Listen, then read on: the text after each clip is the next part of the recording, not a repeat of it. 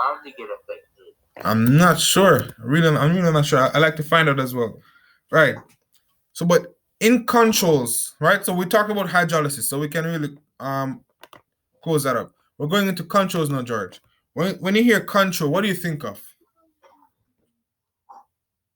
Whenever you're taking over something. Right?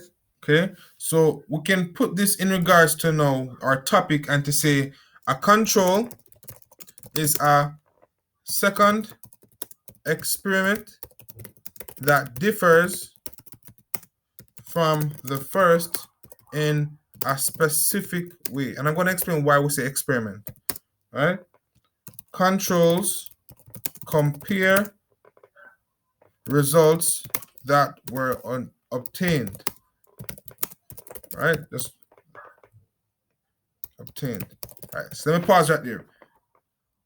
Let me explain this. Okay, George. If you, for example, are running, right, and you realize that at a certain distance you get tired, you can do an experiment to see how much further you can run compared to the first time you ran.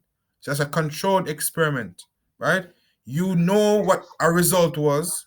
Using that basis, you control certain things. So let's say, for example, you drank less water or you intake some glucose to give you energy. Because you use those substances now or different criteria from the first one, it essentially controlled the experiment to your design. That's what we say when we say a control is a second experiment that differs from the first because you compare results, right? You go a certain distance, you want to go further, you change the criteria to make your distance go further. Good. So in the case of our biology now, let's compare it exactly. So we can say now, controls, my bad, controls, right, are important in biological experiments because living organisms are so complex. All right, and I have a funny joke. Why did the ant? Okay, why did the ant not call his friend? Because he's so small and his friend will step on him. No, because he see that he can't. That was a bad joke. But you get it though. See and can't. So when we talk about complex though, ants are really the most complex organism, right? Because they can essentially do every essential task that an organism needs to do at an efficient rate. So when we say living organisms are complex, right? Many variables, and George can remember what variables mean. It's an unknown value, right?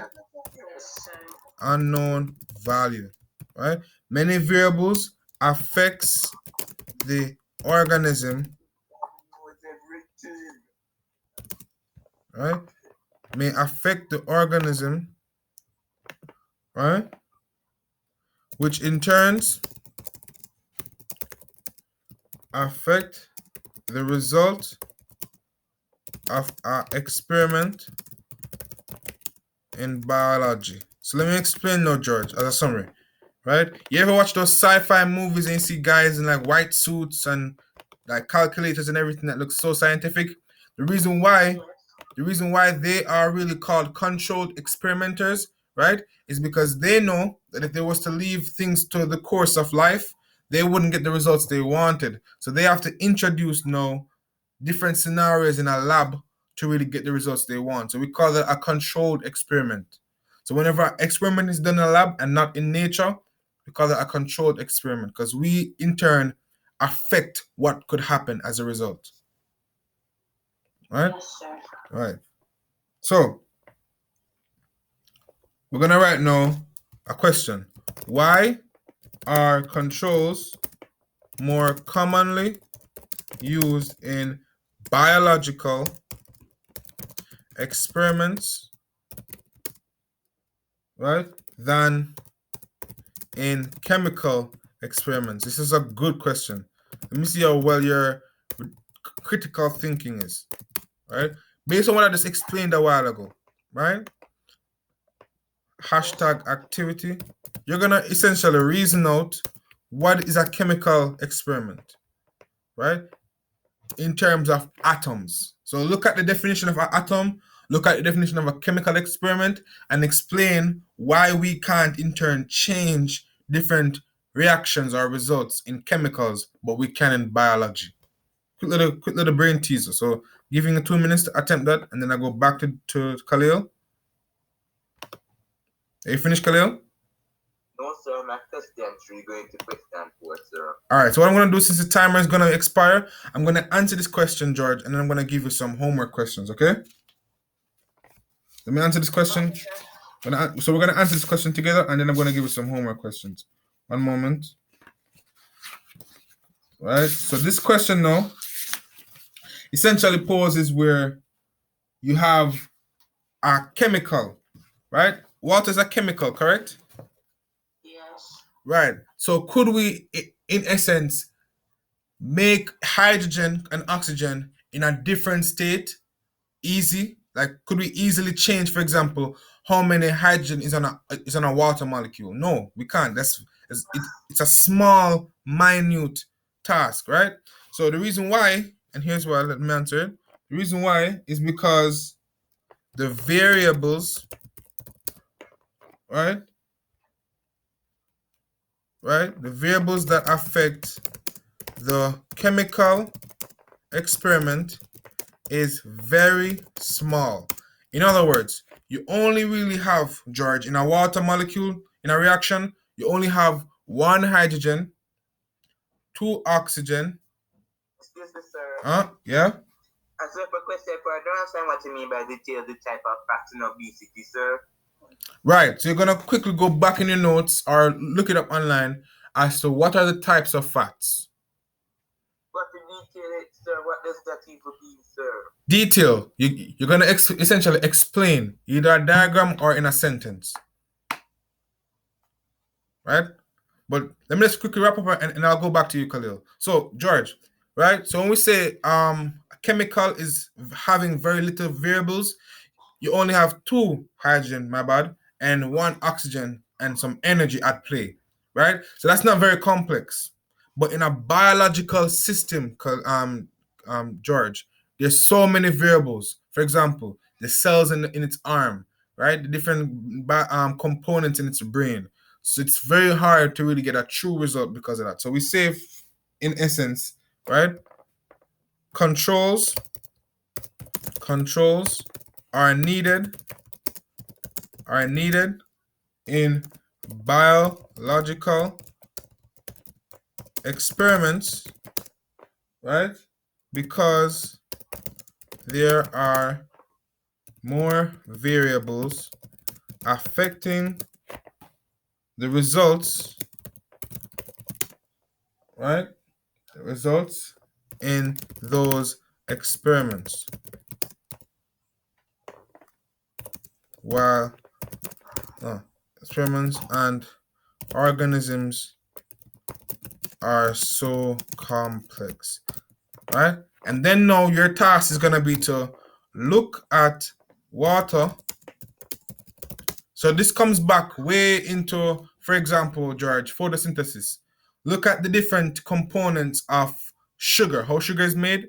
Tell me, is that complex or is it just 2 things combining together to make sugar, right? So you're going to recollect, look back at the formula for photosynthesis, right? And compare the formula to a real world organism in terms of its complexity, right? That's the question 1. Assessor, is anyone in the waiting room? Let me check. No, there's no one in the waiting room. And quickly, your last question, George. I'm gonna go back on George. Last question is gonna be to describe. So didn't you see the section which I put saying homework questions? Oh, my bad. Thank you. I didn't see it. Let's quickly go here. So your first question. There we go. Question 1. And then question 2, you're gonna tell me what is the end product of starch, right? Digestion, explaining the different uses of this end product.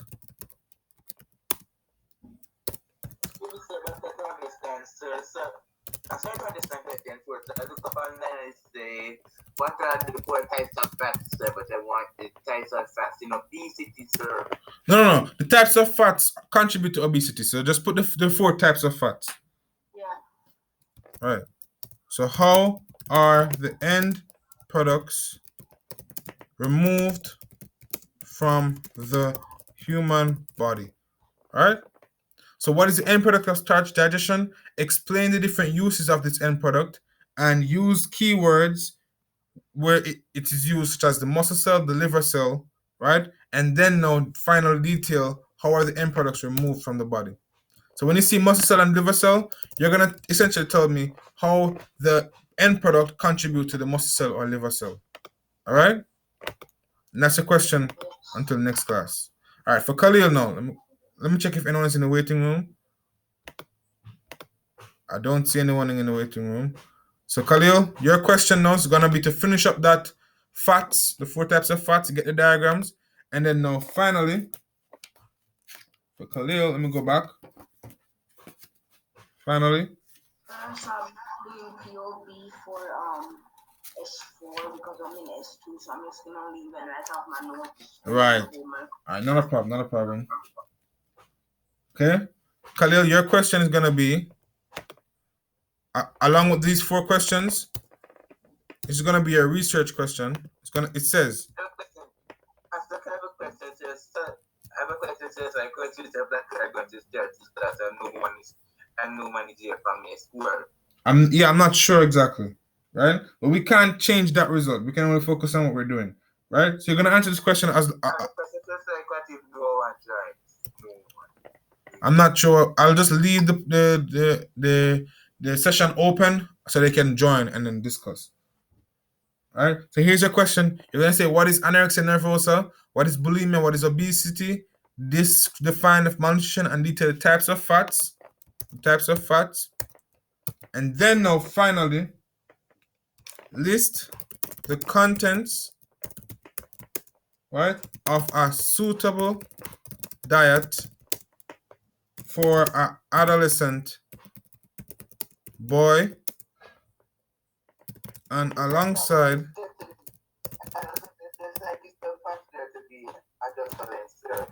repeat.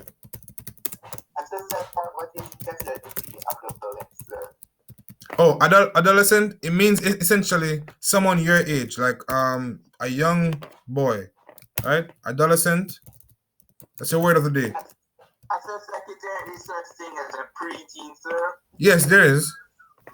So it's the age such as